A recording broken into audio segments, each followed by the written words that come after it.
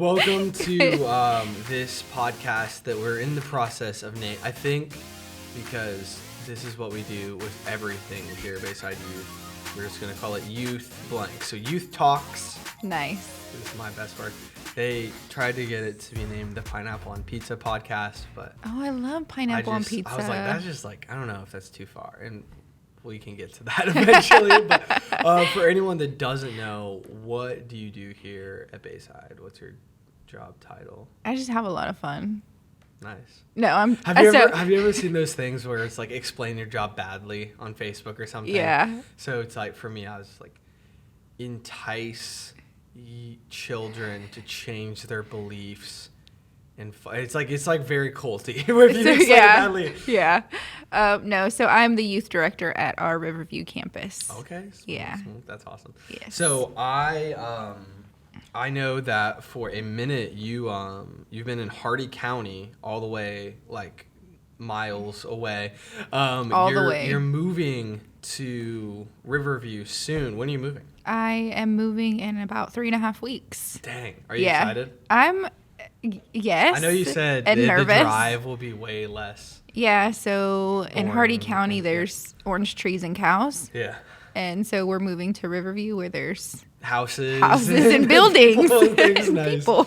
We love Hardy. It's nice. It's peaceful out there. It you is. have like not terrible traffic.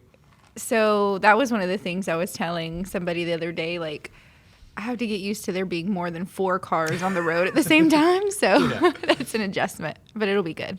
I like it. I think that Tampa traffic like prepares you for anything. Oh, yeah. Because people will talk about like California and New York so bad, but then people that move there are like, oh yeah, you are ready for it if you've grown up in Tampa. So, all right. So I have a couple of random questions and some other not as random questions. The first I'll ask you, what are you drinking here? Would you consider yourself like a more? I'm described as a white girl with my coffee orders. So what do you got there? Well, I don't really know. It's just hot. It's like not hot chocolate. It is hot chocolate, iced hot chocolate with a little bit of coffee.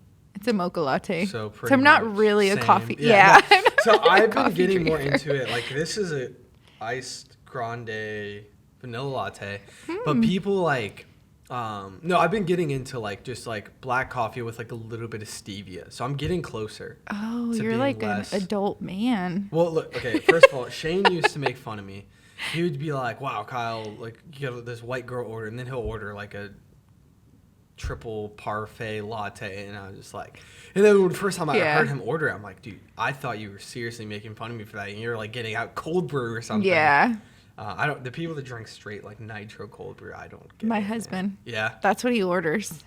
It scares me. Yeah. I've seen there's some people I know that like when they get on cold brew, they get wired and stuff. So, all right. So, I don't think I've ever like heard truly like your testimony, how you came to know Jesus. So I think that's a good place to start. So like, give me like the elevator pitch, not quite 30 seconds, but like, I know in order to like tell a proper life story, it's probably like a 3-hour event. Yeah. So yeah, tell me how'd you like come to learn about Jesus and so I didn't really give my life to Christ until I was in my adult years. It's probably been about 13 years. So maybe still a baby Christian, if that's okay to say. But yeah, so I was in and out of church in my adult life, and then my daughter had a drowning accident. Dang. And that was when I really saw God move, saved her life, and I was all in at that point. Yeah. So, I mean, that's just quick. Yeah, that's awesome. Yeah. So, what did it look like? Because, like, did you grow up in church at all? Or Nope. Not really? Okay, so what did that look like to, like, going from, like, not really context to, like, I'm in church now and, like, I'm a Christian now? What is that? What was that like? We didn't grow up in church. Like, my dad had been church hurt, and I didn't know that, obviously, as a kid, but he was church hurt, and so we never went. But I did grow up in, I mean, I guess I assume it would be a loving family. But then my sister, who is now married to Pastor Willie at the Fruitville campus, she's the one who started going to church. Until this exact moment, I did not know Jessica was your sister. I feel like that's so crazy. Yeah. Because I know, like Bella goes and hangs out with them all the time. I just thought they were tight. Yeah, that is so crazy. We're family. I had no idea. Yeah. Wow. Okay. Yeah. So really, because of her stepping in a church and really just setting that example, is what like changed my life. And obviously, like not being in church, I was wild. Yeah. If anybody hears this that knows me, getting crazy. Knew that I was, I was pretty wild. But now this life, I feel like before coming to church and like having the community that I have now, I was searching for something. Yeah. And I always found it in the wrong, or didn't find it. I was always looking in the wrong places. And until now, like my life is completely different, looks completely different. I don't go searching because it's in me. It's always there. And so it's completely different. I believe it. Yeah. Dude, church hurt is no joke. No. It'll mess you up. Yes. I have some family members that, honestly, a lot of family members that have like dealt with that from like things that like seemingly like ridiculous. And I'm just like, it shows you that like if your relationship with God is not the number one thing, like, because people will let you down, and they do every day, and so even pastors, even like everyone is, not going to be anywhere close to perfect. So. Yeah, so that's been a struggle, like even to this day, to get my dad to come to church, and he'll come and visit like Next Gen Takeover and things like that. But Easter, Christmas, like the things like that, and he enjoys it, but there's still that root of hurt that he just has not surrendered to God. Yeah. Growing up, we had this joke. It was like CEO Christmas, Easter only. So CEO Christian. So that's my dad. Yep. But no, I believe it. Cool. Yeah. Question that I like to ask.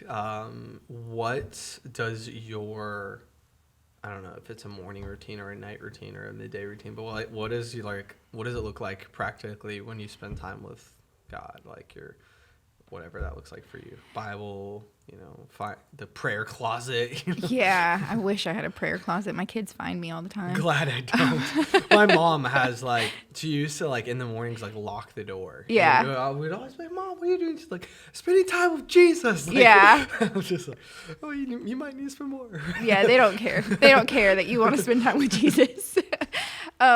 So really a lot of my quiet time is driving, because a lot of my life right now is driving.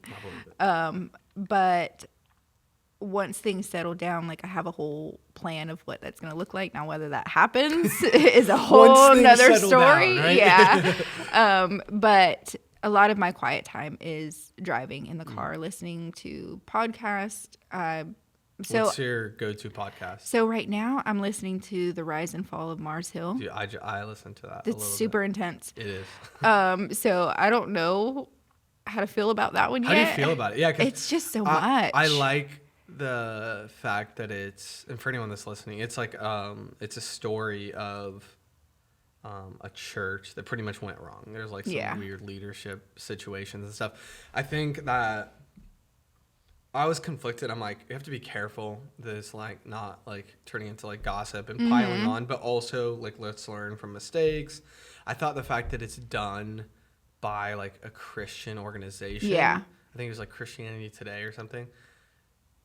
Made it a little bit more better. Because it's not an outside source trying to trash the church, but actually I think done with the goal of helping.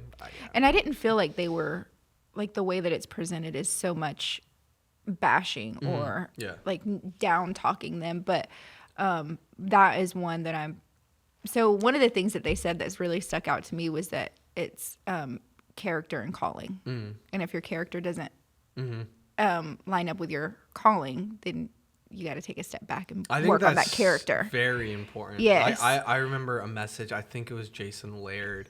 He preached about character and obscurity, and it was this. And that message is what made the story of Joseph become one of my favorites in the Bible, because I was going through a similar vibe at the time, and so it was how Joseph went God had big plans and dreams for him, and he knew it, but he just went through so much random stuff so that when his calling was like up here, his character was prepared for that. Yeah. Because he proved it like with just like how faithful he was. So I feel like it's easy to do that. Like I know that I've struggled with that. To do what? To just like you're talking about Joseph, like you hear a lot, and I know that I didn't grow up in church, so when I started going, I started to hear a lot about like your purpose and your calling and your calling and your calling. Yeah. And so then when this opportunity came up for me, I was like, oh my gosh, there's my calling. and then you kind of like, or me anyway, in total transparency, was like, oh, I've made it. Yeah. And so then you kind of ease up on the spending time with God. You ease up on the reading your Bible, because the enemy uses anything and everything. And so then it's like, oh, I've made it. I did all those things already. And so then that's where your character starts to fall. And so you really have to, like, it's a constant thing that you have to do all the time, like work on your relationship with God, staying in his word, staying in communication with him. So your character can keep up with your calling. Because if not, then it'll mess you up and throw you all off. So yeah. That's very good. One of the things that helps me a ton, I read this book. It's old, and it's a book. So, not appetizing already, but it's Visioneering. I think it's Andy Stanley. It's this book, and it's like legitimately like a workbook that like helped me like recognize like the specific calling God had for me. And I was like, I did not expect this, but it was really good. Yeah. So I like recommend it. Is there any book that, I don't know, books are pretty much obsolete these days, but hey, leaders are readers. Yeah, for real. But like, is there any book that you have found yourself like very impacted by, one that you give away, or like recommend a lot? So I read a lot. But I try. Yeah. So I guess it comes in seasons, really, just depending on the season that I'm in. But I love reading. And I love reading actual books because I find that on my phone. Like, it's so ezy to switch between apps. Absolutely. So I like reading. Can't read yeah. I've just gotten into, like, being able to read the Bible on my iPad. Yeah. Because it's just... Even that's hard. Yeah. But do not disturb and everything. Yeah. So Chase the Lion. Okay. Oh my gosh, I cannot remember who it's by. Tell me about it. But it just talks about how Daniel was in the lion's den, and it gives like a whole perspective on, like, how do I say? So I think a lot of times in life we feel like we're being chased by the lion. Okay. And the way that it flips the script on how we should be, like, we know that we're empowered by Christ, and we should be the ones who turn that around and face these things head on. A lot of times we run from things that we face and don't deal with them, and so that's my interpretation of the book. It's probably all wrong, but that's it. The author like watches. He's like, what did he's like, you that read is right not now? what I wrote. Cool. That's cool. What was it again? Chase the Lion. Chase the Lion. Yeah, Nice. or there's so many chasing books the lion that are or something like that. Lion related. Yeah. I feel like. Yeah. That's awesome. I wanted to circle back to like when you're talking about like, out of like just the way that your life is set up, like the car being the most like possible like place for you to spend time with God. I found that like I've always just like, I want this ideal time where I wake up every single morning at 6 and make breakfast and read the Bible for 32 minutes.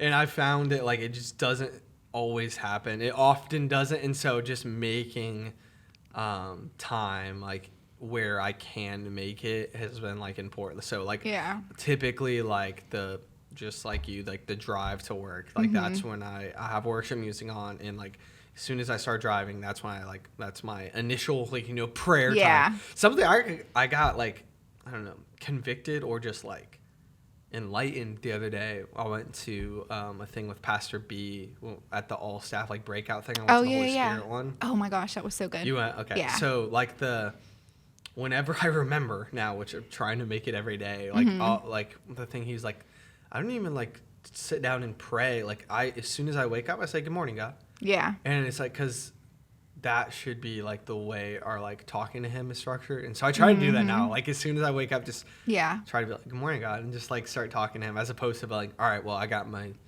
prayer time over there.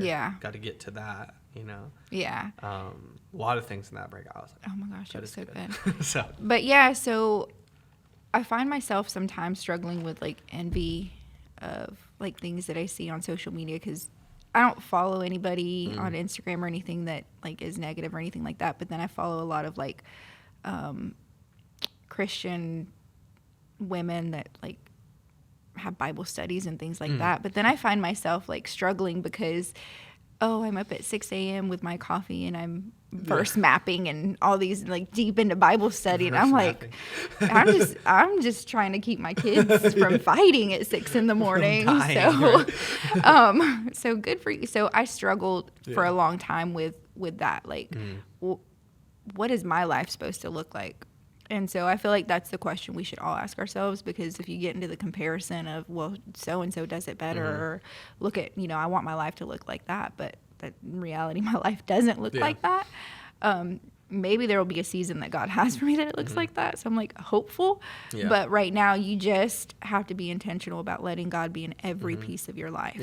So if it is waking up in the morning and saying, good morning, God, or if it's like, oh my Lord, I'm in the car with no kids and it's quiet. And so thank you, Lord.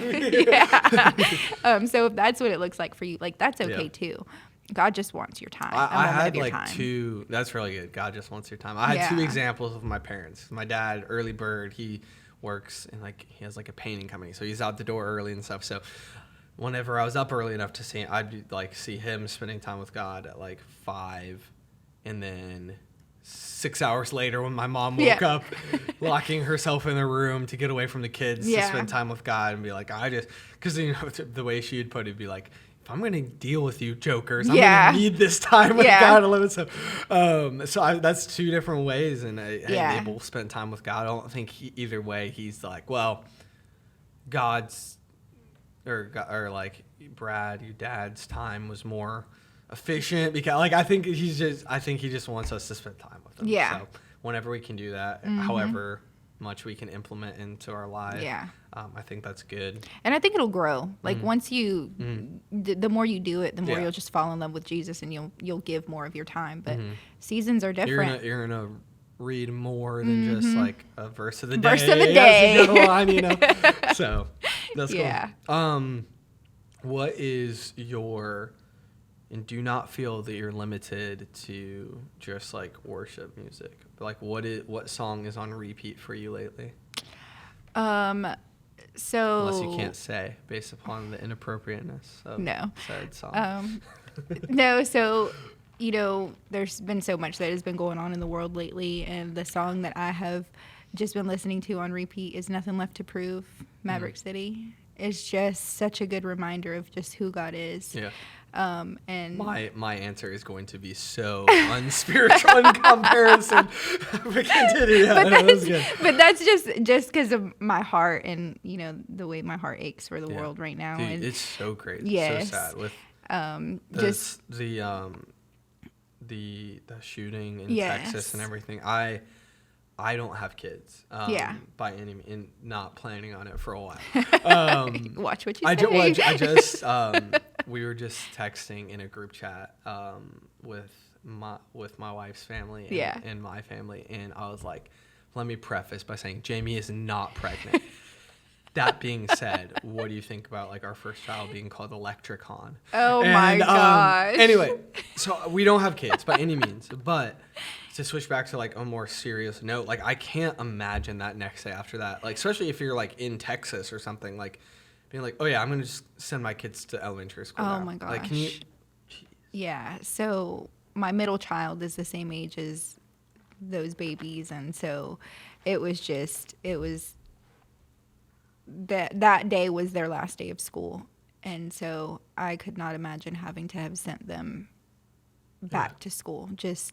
There's just so many things that run through your mind as a parent, and so even still, like with us moving to a bigger city, like that's one of the things that's been on my mind too. Like, I'll just homeschool them. But also, that's not the calling the Lord has in my life. So then it's like, the Lord has not given me the gift of homeschool, right? Yeah. So, but yes, I mean, I couldn't imagine being that parent. And so that's just why my heart has shifted. But had it been last week, sometimes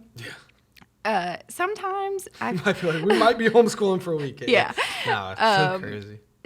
So back to the music, like it just depends. Like it depends on my mood, really. I just listen to so much different music. Like it could be Tupac one day, or it could be Taylor Swift. Like it just depends, or it could be Maverick City. Yeah. Like I just love music. My Jamie always talks about like God has to be, or not God. Yeah, she would say like anyone that sees like my Spotify like history has got to be so confused. Yeah, because you're going from like whatever Taylor Swift or like Backstreet Boys to like Nirvana to. Yes. I was listening to Red Hot Chili Peppers this morning. To like worship. It's like when you bounce between Drake and Elevation Worship. Yeah. It's like the algorithm's like, what is happening right now? Right? So I don't know. Have you ever had like, all right, this is going to be weird, but I'm just going to say, so this song called Despicable Me by Pharrell. Yes. It's like, I'm having a bad day. Yeah. It's about time that it like, for whatever reason, has just grasped my mind. And so now, like, at least once a day, I'm saying, like, Alexa, play Despicable Me. Yeah. And Jamie's just, like, banging her head against a wall. It's just like, turn it down, please. But I just, like, I'm jamming. And then it's like, I, like, have almost memorized, like, the verses now. Yeah. It's getting bad. Like, I can just already see, like, it's going to be, like, so many questions when Despicable Me is the #1 song on my Spotify Wrapped this summer. So amazing. They're going to be like, what happened here? So many bad like days. Kai Hiki, I'll call him out. Not call him out. Celebrate his. Anyway, so he works here in the film team, and just unexpectedly, his top artist was Olivia Rodrigo. Oh. And so everyone is just like, did not respect it, did not expect it. Like, so, hey, you know, good for you. I know. So I know who he is. So now I'm just like, Dude, Olivia Rodrigo, crazy. Because I remember her, like, I had to delete TikTok because it was just oh my gosh, it ruined my life. Addicted. But I remember when the like driver's license was just like on TikTok, like her like little cover. Everyone, and then now like she's like winning like all these not Oscars, what are they called? Grammys. Oh yeah. And I was like, shout out, hey. Yeah. You just got to get famous on TikTok, and then you made it, honestly. Yeah. I deleted TikTok too. Did you ever make TikToks? No, I didn't feel cool enough. I made one that got, what did it get? 65,000 views. Wow. So it was, there was this trend wherever it would like count down, and you would get to, it would count down, and you would have to like pose like a album cover of a song, and you kind of like set it up. Like you set up like a question or whatever, and then the answer is like you morphing into like the album cover. So I don't know, it's hard to picture, but what I did is I was just like sitting in the studio in like a black hoodie, and the question was like, why are there so many COVID, or where is all this COVID coming from? And then I like put the hoodie on and like covered it, and I like looked like a Drake album for the song From Florida with Love. So it was like, where is all this COVID coming from? From Florida with Love. This is when COVID was going on. Yeah. Really bad, and Florida was just wilding out and having spring break parties, and Bayside Youth getting a Newsweek and stuff. And so, it like just went viral for like, I feel like political and whatever reasons. Yeah. But in the meantime, I just like 65,000 views. Let's go. Wow. Right? Yeah. I'm famous on TikTok now. So, but yeah, so that was kind of funny. Yeah. What do you do for fun? Like what, other than like hang out with your children, I guess, I don't know. Do you have fun? I sleep. Blink if you're okay, right? I'm not okay. No, I'm just kidding. So I know a really good care department I can get you connected with. I'm going to go there after this. Smart. She's like, this interview really messed me up. I don't know what to do. Yeah, she's opened all these wounds. So for fun, I like to do like more chill things than I used to. I love reading, like I said, and I like painting. I'm not really good at painting, but I just love to do it. I try to read now when I go to sleep instead of watching TV. Yeah. Which is like weird, but yeah, I have found it helps me fall asleep so much more efficiently. Yeah. And because it just like, I guess, like quiets your mind or whatever. Well, I guess so I've started reading to. fiction at night. And see, that won't work for me because I'll get too invested and I'm like, I need to read another chapter. My eyes start to, well, sometimes that happens. Yeah. But I feel like when I do need to sleep, I start to fall asleep. Yeah. And then I just like think about it. I'll continue. I like to like, I'll like literally like put myself like, what would I do in this situation? I love and doing then fall that. asleep to those thoughts. So I just finished a book called Station 11, which is like what is it called? Dystopian is like my genre, like Hunger Game type stuff. Like I love that. So like I'm reading this classic book right now called 1984 by George Orwell. It's like, I don't know, I guess it's just like a classic dystopian work, but it's all right so far. So so you can't read fiction at night. So what are you reading? Like self-help books? Like yes, I need all the help really, I can get. That's the kind of thing that makes me think, how am I going to implement this principle tomorrow? That's probably why I can't sleep. You should get into fiction. I need to change what I'm reading. So I just thought you said 1980. The book is called 1984, and it's a classic. I was born in 1985, so I'm just like... The book came out in, like, the 50s. Oh, praise, because I was like, oh, my gosh. 1984 is, like, the future to him from that point. So he's, like, describing, like, TVs. Oh, good. And stuff. So, TVs So, like, then. when the book was written, 1984 was, like, 30 years in the future. Wow. So I'm not just saying... Like, that book wasn't written in 1984. It's titled 1984. Oh, okay. Yeah. I was about to say, oh, my gosh. So... Yeah. Yeah. Don't worry. Sad times. I mean, I am, but yeah. Last question I have for you. What if you had a billboard? You could put anything you want on it. What message would you put up there? Okay, so this is crazy that you asked me because we spent a couple days in Clearwater. Okay. And we were on our way home and some people do this, like in the South, like there will be billboards that's like, that seems personal. Yeah. So I don't even know why this got my attention, but you know that bill, there's a bill that Florida just passed about not teaching certain things up until third grade.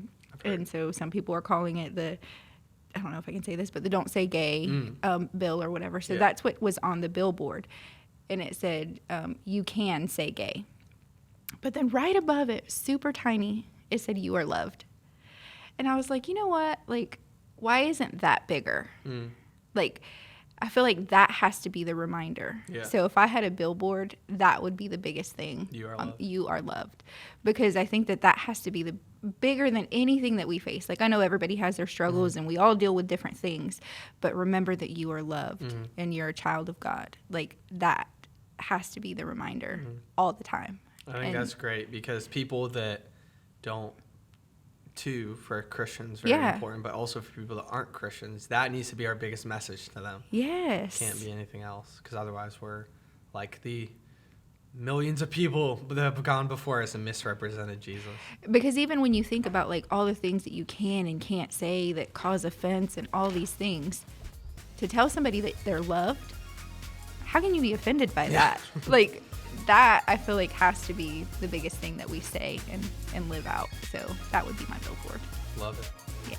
Well, thanks for hanging on Youth Talks, I guess. Youth Talks podcast. Cheers. Cheers.